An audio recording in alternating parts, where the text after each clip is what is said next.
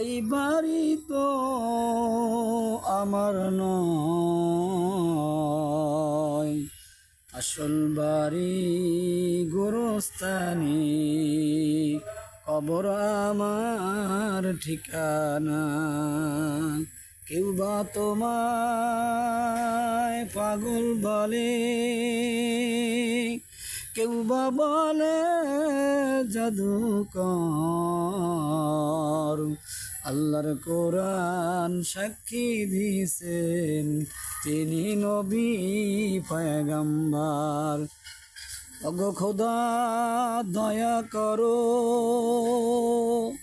রহম করো সোনার মদিনায়, নবীজিকে না দেখাইয়া কবরতে নিও না। আমি পবিত্র কোরআনুল হাকিম থেকে, পবিত্র কোরআনুল হাকিমের 114টি সূরার মধ্যে আমি আপনাদের খেদমতের উদ্দেশ্যে কোরআনুল হাকিমের 26 নম্বর সূরা, সূরা শুআরার 88 নম্বর এবং 89 নম্বর দুইটি আয়াত আমি তেলাওয়াত করেছি। আর পয়গম্বর আরবি সাল্লাল্লাহু আলাইহি সাল্লামের অসংখ্য অগণিত হাদিস সমূহ থেকে একটু করে হাদিস তেলাওয়াত করেছি।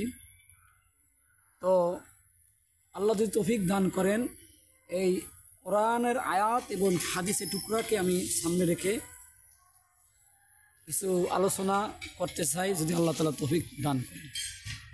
সম্মানিত হাজিরিন, আল্লাহ পাক রব্বুল আলামিন পবিত্র কোরআনের কারিমের ভিতরে কি বলছেন? ইয়াউমা লা ইয়ানফাউ মালুন ওয়ালা বানুন ইল্লা মান আতাল্লাহ বিকলবিন সালিম। ইয়াউমা লা ইয়ানফাউ, যেদিন সন্তান সন্ততি ধন সম্পদ আপনাকে আমাকে কোনো উপকার করতে পারবে না।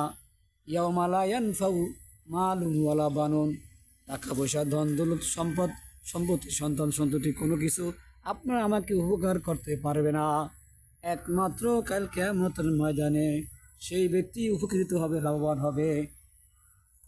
ইল্লা মান আতাল্লাহ বিকলবিন সালিম, একমাত্র ওই ব্যক্তি কিয়ামতের ময়দানে উপকৃত হতে পারবে, লাভবান হতে পারবে যে আল্লাহ পাকের কাছে একটি পিওর খাঁটি একটা অন্তর নিয়ে উপস্থিত হইতে পারবে।